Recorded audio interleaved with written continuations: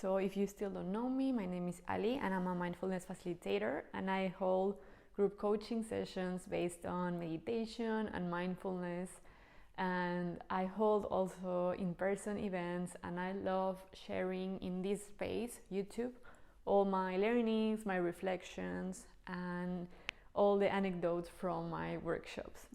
And because I know that in this community there are some facilitators and coaches or coaches to be, I want to share with you what are my opinions about the book of coaching that was written by founders of Evercoach, and that it's a branch of Mind Valley. And I read that almost 3 years ago, between 2 or 3 years ago. And let's start with the good parts, let's say. So overall, it's super nicely written. I'm not a native English speaker, and for me it was so easy to read. It's like kind of listening to someone talking, so it's super digestible. And I think that the writers, because it's a couple, I really like them, they did a really good job on sharing all the landscape of coaching and to show what are all the elements that you need to take into consideration if you really want to start coaching and if you really want to start a coaching business.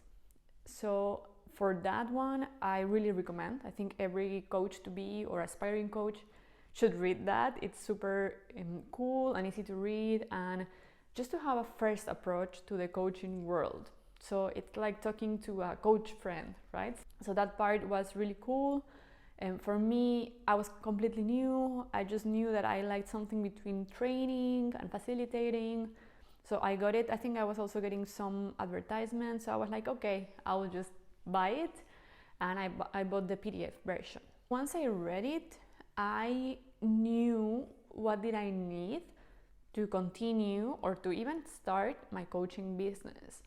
And this is the part that I want to mention because I think it's so important. If you want to buy the book, it's not a magical solution. I mean, it's not like you buy it and then your coaching business is done or the foundation is done. It's just a first approach. So since the moment that I read the book until I really felt I was coaching on my own style, with my own method, and confidently and calmly, it took kind of a year or even more than a year. So it's not something that happens so fast. And I want to share this with you because sometimes we want really fast solutions or magical solutions, and I don't think that's the case in coaching unless you have been sort of coaching in your current workplace and you just want to start doing it by yourself or create your own business and then bring all the knowledge you have. Probably that's going to be faster for you, like a smoother transition. But in my case, I was in project management, and I took some concepts from project management and from what I was working in and the projects and leading some people, but it was not 100% what I was doing. So for me, it was a proper career transition. From my opinion, what takes time is to find your niche. I personally took months to define who could I help the best, and to find also my own method, and to find my voice online. When I was sharing videos, I started with Instagram. For me, it was super challenging to talk to a camera, to write the copies. Everything was challenging for me, so it took time for me. I'm not a native English speaker. I was not doing coaching before, so for me, it really took time.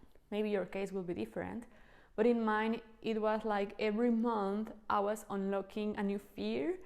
I'm still doing, but back on the time, probably I was more fearful. And it's not just like this, like, okay, I want to become a coach, I read a book and I'm ready. So it's more about, okay, who do I want to serve?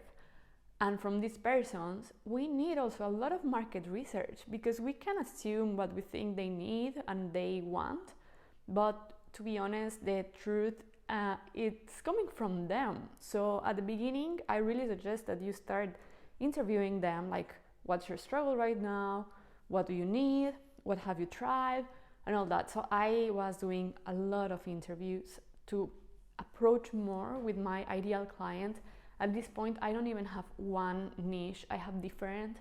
And in that case, my business is a little bit different than all the business coaches would tell you, like, just find one niche, one problem, one pain point.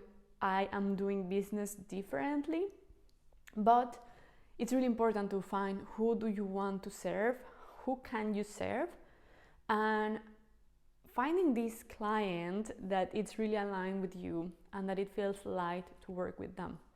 So it takes time. From my experience, it took time. That's one part.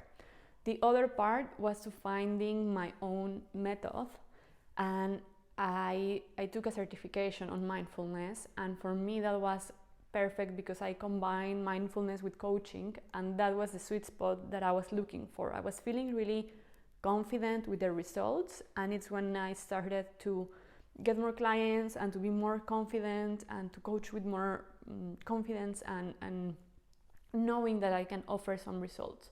But again, finding this coaching framework or method took time for me. And the last part is finding your voice and finding your style when you want to create content and put it out there. That also takes time. Especially for me, I didn't want to copy, because some people would tell you, like, there are some scripts for sales, there are some content formats already done for you, and I didn't want to copy what's out there, even if it really works. But when I was reading it, I was like, this is not me. I wouldn't talk like this. There were so many things that were not aligned with me, and it took time to find my own style for selling, for telling stories, for creating these videos. It took time for me. So my suggestion is that you also be really patient with the process, and to cultivate self-compassion, because you are doing things for the first time. You are new at coaching, you are new at putting yourself out there, you are new at selling. Most probably, maybe you come from other similar field, but in my case, I was new at everything.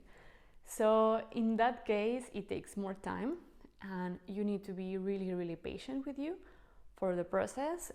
And if we are hard to ourselves, or we want things to be sorted out really fast, we can actually be burnout. Like, it's called entrepreneur burnout. So let's approach entering into a new industry, which is coaching industry, and a new career with more openness and patience and self-compassion. That would be my recommendation. And finding your own style. So giving you some months or even years to transition into that. But the book, it's cool, yeah, read it, but just don't have expectation that you will read it and then you will become a coach the next day and have all your business set the next day.